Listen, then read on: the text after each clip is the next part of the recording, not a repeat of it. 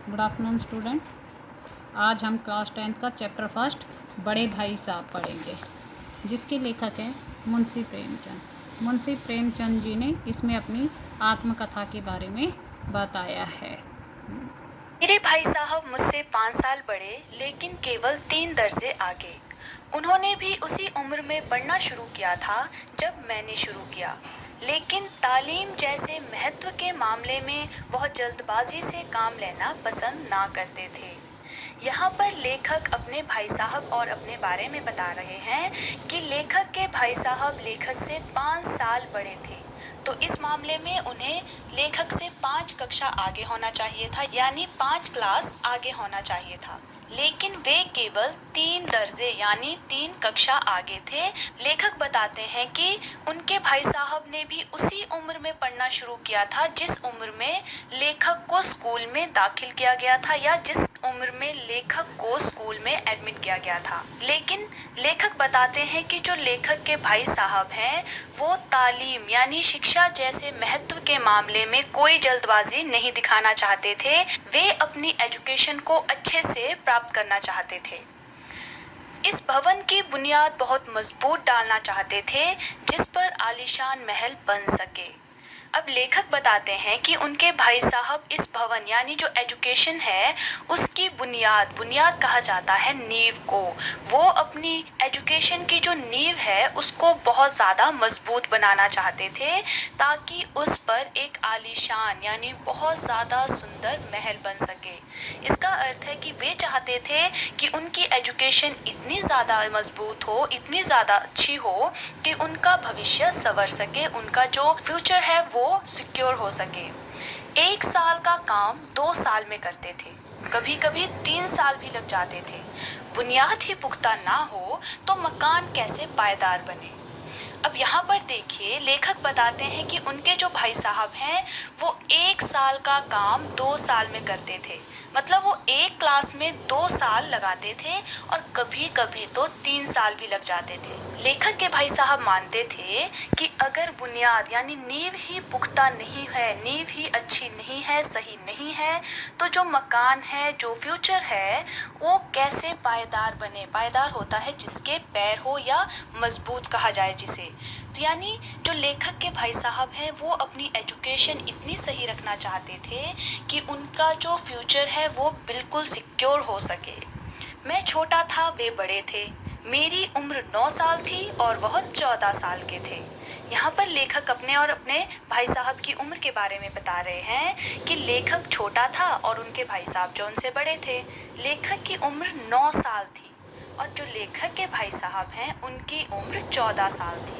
उन्हें मेरी तंबीह और निगरानी का पूरा और जन्म सिद्ध अधिकार था, और मेरी शालीनता इसी में थी कि उनके हुक्म को कानून समझूं। अब यहाँ देखिए, आपने अपने घरों में भी देखा होगा कि जब कोई बड़ा भाई होता है वो अपने छोटे भाई को डांटना, उसकी देखभाल करना अपना जन्मसिद्ध अधिकार समझता है। यानी वो ये सोचता है कि वो बड़ा है तो वो अपने छोटे भाई को डांट सकता है, उसकी देखभाल कर सकता है। और यहाँ पर भी वही हो रहा था कि जो लेखक के भाई साहब थे वो लेखक को डांटने का और उसकी देखभाल करने का जो अधिकार था वो ये समझते थे कि वो उन्हें जन्म सिद्ध है, यानी अधिकार जन्म से ही प्राप्त है। और लेखक की शालीनता कहा जाता है समझदारी को, और लेखक की समझदारी भी इसी में थी कि वो उनके हुक्म यानी जो भी उसका बड़ा भाई उन्हें आज्ञा दे या उनको आदेश दे वो उसे कानून समझे, यानी उसका पालन करता जाए। यही उसकी समझदारी थी। वह स्वभाव से बड़े अध्ययनशील थे, हरदम किताब खोले बैठे रहते और शायद दिमाग को आराम देने के लिए कभी कॉपी पर, किताब के हाशियों पर चिड़ियों, कुत्तों, बिल्लियों की तस्वीरें बनाया करते थे। यहाँ पर लेखक अपने भाई साहब के चरित्र के बारे में बता रहा है कि जो लेखक के भाई साहब थे उनका जो स्वभाव था वो अध्ययनशील था, यानी वो पढ़ाई को महत्व देने वाले थे और हरदम हमेशा वो किताब खोले बैठे रहते थे। जब भी उन्हें देखा जाता था वो किताब खोल कर ही बैठे रहते थे। और शायद जब उनका दिमाग थक जाता था पढ़ते पढ़ते तो वे अपने दिमाग को आराम देने के लिए कभी अपनी नोटबुक पर और कभी जो किताबों के किनारों पर जगह होती है उन पर जो है चिड़िया, कुत्ते और बिल्लियों की चित्रों को बनाया करते थे। कभी कभी एक ही नाम या शब्द या वाक्य 10-20 बार लिख डालते। कभी एक शेर को बार बार सुंदर अक्षरों में नकल करते। कभी ऐसी शब्द रचना करते जिसमें ना कोई अर्थ होता, ना कोई सामंजस्य। तो यहाँ पर लेखक बता रहे हैं कि जो उनके भाई साहब थे, कभी कभी वो एक ही नाम, एक ही शब्द या एक जो वाक्य होता है उसको 10-10 बार या 20-20 बार अपनी नोटबुक पर लिखा करते थे। और कभी कभी वो एक शेर को बार बार सुंदर अक्षरों में नकल करते रहते थे। और कभी कभी तो अपनी ही कोई ऐसी शब्द रचना कर देते थे, अपनी ही कुछ ऐसी लाइंस लिख लेते थे जिन लाइंस का ना कोई अर्थ होता था, ना कोई मीनिंग होता था और ना ही उनका कोई तालमेल बैठता था। अब मसलन वो उदाहरण दे रहा है लेखक कि मसलन एक बार उनकी कॉपी पर मैंने यह इबारत देखी। उदाहरण के तौर पर लेखक बता रहे हैं कि एक बार लेखक ने अपने भाई साहब की जो नोटबुक है उस पर एक इबारत यानी एक लेख देखा, एक लाइन देखी। अब वो लाइन क्या थी?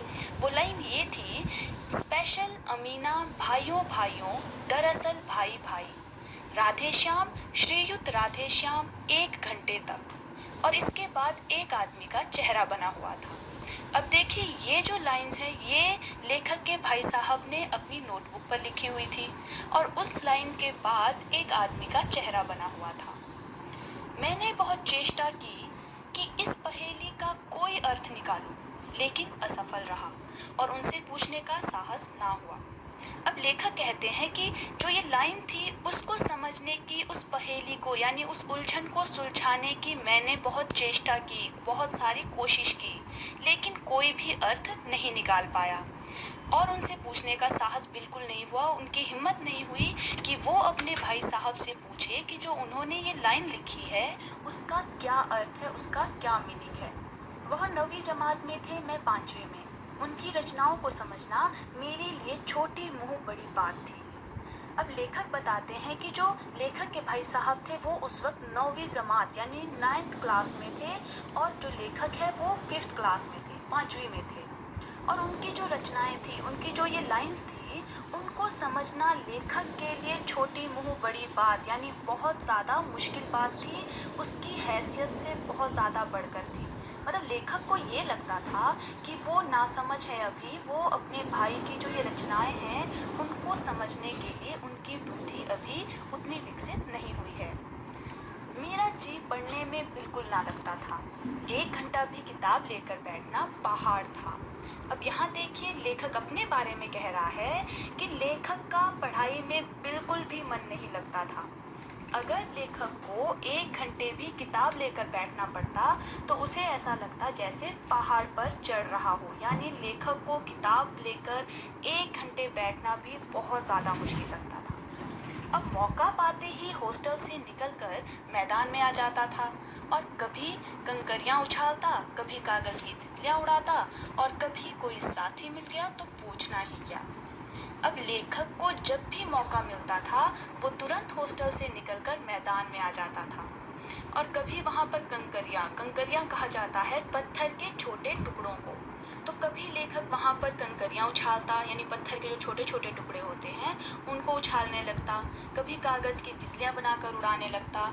और अगर कोई साथी या कोई उनका दोस्त उन्हें मिल जाता तो पूछना ही क्या, तो उनके मज़े लग जाते।